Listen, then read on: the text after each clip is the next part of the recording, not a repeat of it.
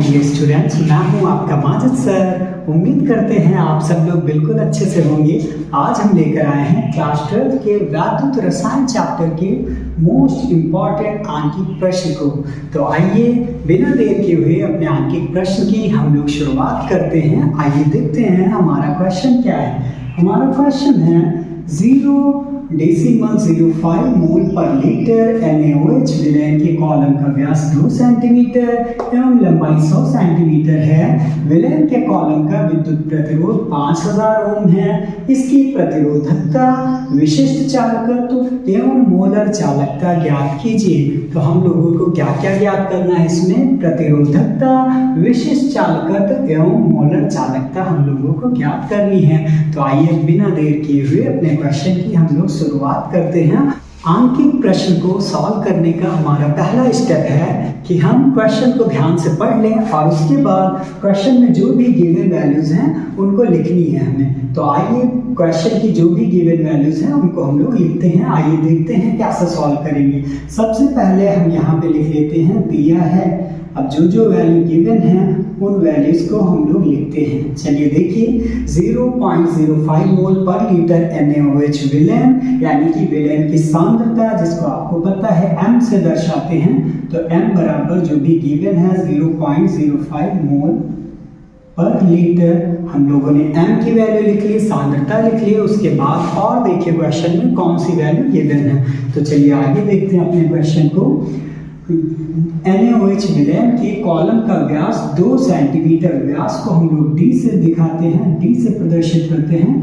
तो व्यास 2 सेंटीमीटर। आपको पहले से फॉर्मूला बताया गया है कि अगर हम लोगों को व्यास पता हो तो हम बहुत ही आसानी के साथ त्रिज्या ज्ञात कर सकते हैं। और अगर आपको नहीं पता तो त्रिज्या के लिए फॉर्मूला आपको पता होगा, R बराबर होता है D/2।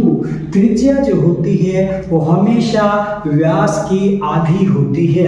अगर व्यास 2 सेंटीमीटर है तो त्रिज्या 1 सेंटीमीटर हो जाएगी। फॉर्मूला से भी देख सकते हैं R = D/2। तो यहाँ पे R की वैल्यू लाएंगे, D हमारा 2 सेंटीमीटर है अपॉन 2 1 जा 2। तो R बराबर हमको मिल गया 1 सेंटीमीटर। R हमको मिल गई त्रिज्या 1 सेंटीमीटर। इसके आगे और देखिए लंबाई 100 सेंटीमीटर दी गई है। तो लंबाई को L से दर्शाते हैं। तो L = 100 सेंटीमीटर। L = 100 सेंटीमीटर लंबाई हो गई। आगे देखते हैं विलयन के कॉलम का विद्युत प्रतिरोध 5000 ओम है। प्रतिरोध को, विद्युत प्रतिरोध को हम लोग R से प्रदर्शित करते हैं, विद्युत प्रतिरोध को R से दिखाते हैं।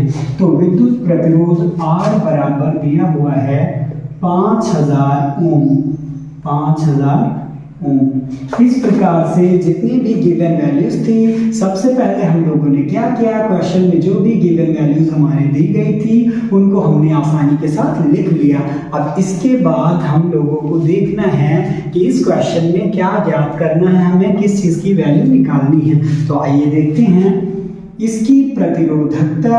एक तो हम लोगों को प्रतिरोधकता निकालनी है, उसके बाद में विशिष्ट चालकत्व एवं मोलर चालकता ज्ञात कीजिए। तो ये तीनों वैल्यू हम लोगों को निकालनी है। सबसे पहले प्रतिरोधकता निकालना है। प्रतिरोधकता को ही हम लोग विशिष्ट प्रतिरोध बोलते हैं और इसको रो से प्रदर्शित करते हैं। तो हमें निकालना कौन कौन सी वैल्यू है? रो की वैल्यू निकालनी है, अननोन है, पता करनी है हम लोगों को। और इसके साथ साथ विशिष्ट चालकत्व, विशिष्ट चालकत्व को कप्पा से प्रदर्शित करते हैं। कप्पा की वैल्यू हमें निकालनी है। और मोलर चालकता, मोलर चालकता को हम लोग दर्शाते हैं λm से। λm की वैल्यू पता करनी है। ये वैल्यू अननोन है, इन वैल्यू को हम लोगों को पता करना है। तो सबसे पहले आपको बताया जा चुका है कि आप सब लोग फार्मूला जो भी न्यूमेरिकल्स में, क्योंकि फार्मूला यूज होंगे, तो सबसे पहले आप लोग फार्मूला बिल्कुल अच्छे से तैयार कर लिए। अगर आपको फार्मूला याद है तो क्वेश्चन आप बहुत ही इजीली, आसानी के साथ लगा लेंगे। और सबसे पहले आप सभी लोग फार्मूला को बिल्कुल अच्छे से तैयार कर लिए। तो हमने पहले स्टेप में क्या किया, जो भी गिवन वैल्यूज थी उन सभी गिवन वैल्यूज को हम लोगों ने लिख लिया। और उसके बाद जो हमें ज्ञात करना था, जैसे कि प्रतिरोधकता या विशिष्ट प्रतिरोध रो को विशिष्ट चालकत्व तो कप्पा ज्ञात करना है हमें, और मोलर चालकता जिसको लैम्डा m से प्रदर्शित करते हैं इसको ज्ञात करना है। इस प्रकार से हम लोगों ने गिवन वैल्यू कर ली है। अब हम लोग देखेंगे एक एक करके कि इनको हम लोग कैसे सॉल्व करते हैं, इनका मान कैसे लाते हैं।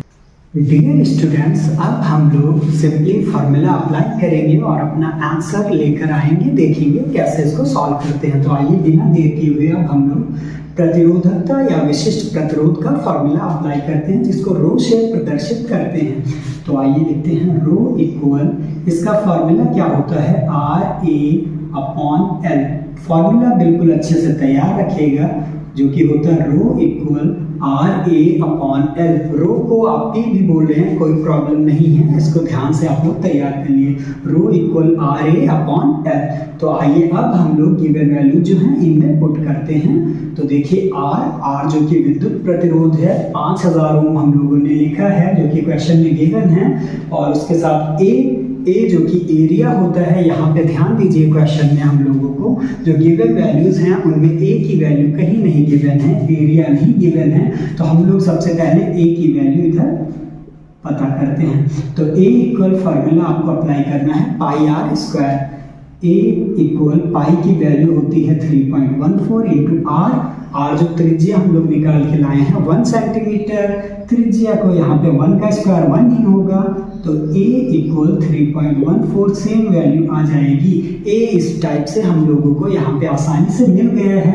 अब पूरी वैल्यू हम लोगों को पता है, सिर्फ हमको वैल्यू रखनी है और अपना आंसर लेके आना है। तो चलिए रो इक्वल R देखिए विद्युत प्रतिरोध जिसकी वैल्यू 5000 ओम है, आसानी से यहाँ पे लिख देंगे 5000 गुणे मल्टीप्लाई एरिया A 3.14 लिख देंगे अपॉन L है लंबाई है 100 सेंटीमीटर। तो यहाँ पे लंबाई 100 सेंटीमीटर है, तो 100। अब आसानी के साथ चलिए इसको सॉल्व करते हैं। 2 0 से 2 0 ये हमने कट कर दिए। अब 50 का मल्टीप्लाई करना है 3.14 से। तो चलिए मल्टीप्लाई करते हैं, जो भी हमें मल्टीप्लाई करने पे मिलेगा, गुणा करने पे मिलेगा, वही हमारा विशिष्ट प्रतिरोध होगा, वही हमारा आंसर होगा। तो आइए मल्टीप्लाई करते हैं। 53 150 157 157 आ रहा हमारा 157। इसके साथ साथ आपको याद रखना है, आप इनमें से जो भी वैल्यू निकाल रहे हैं उनका मात्रक आपको बहुत ही ध्यान से तैयार रखना है। आंसर में आपको मात्रक अवश्य लिखना है। जैसे कि अभी हम लोगों ने प्रतिरोधकता या विशिष्ट प्रतिरोध ज्ञात किया है। तो विशिष्ट प्रतिरोध या प्रतिरोधकता का जो मात्रक होता है वो होता है ओम centimetre.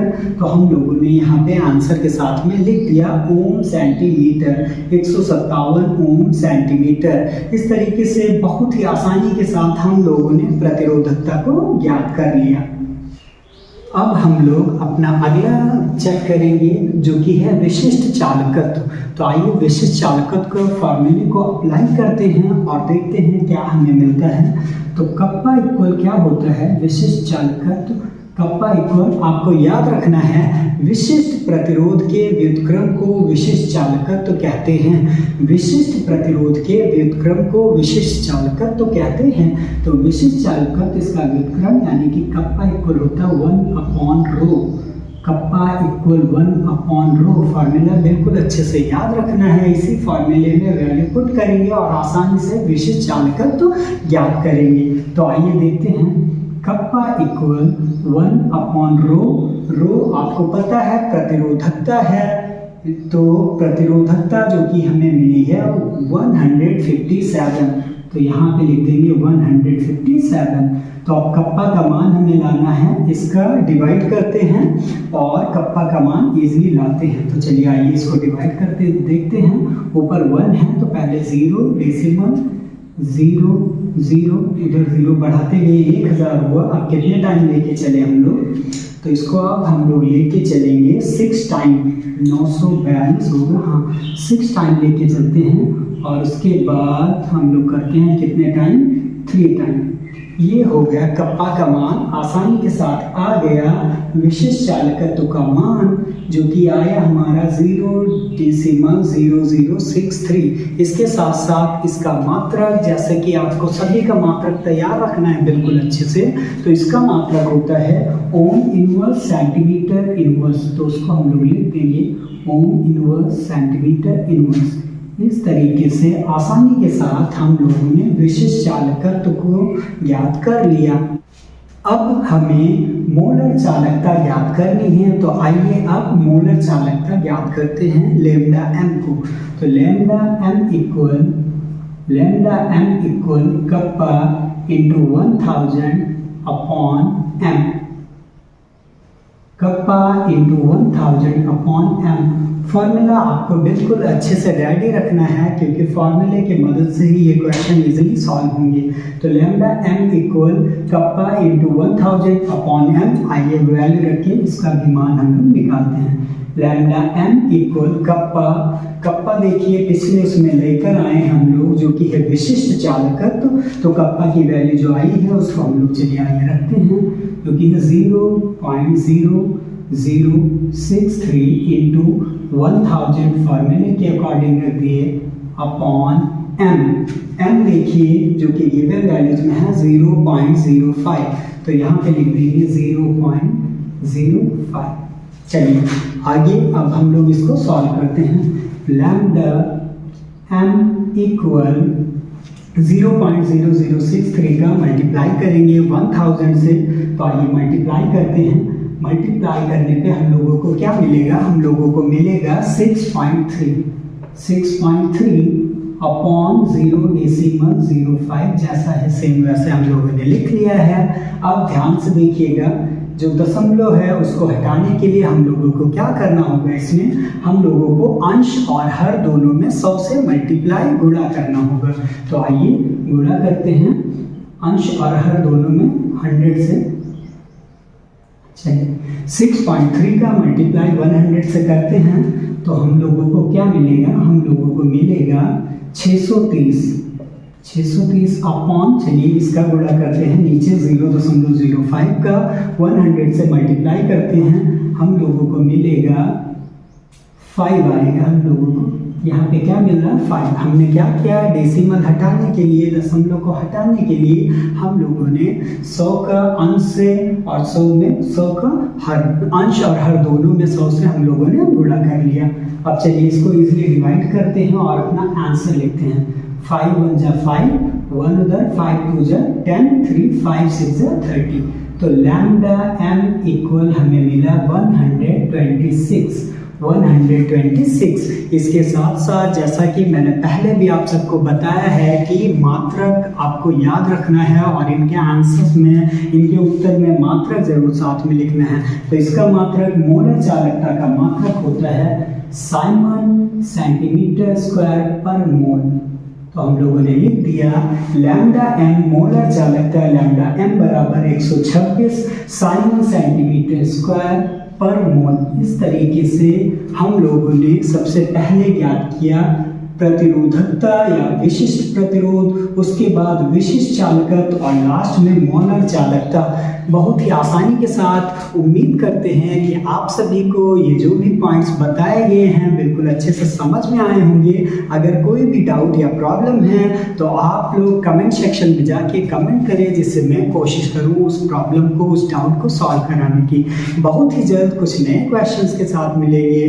Thank you so much. Goodbye students.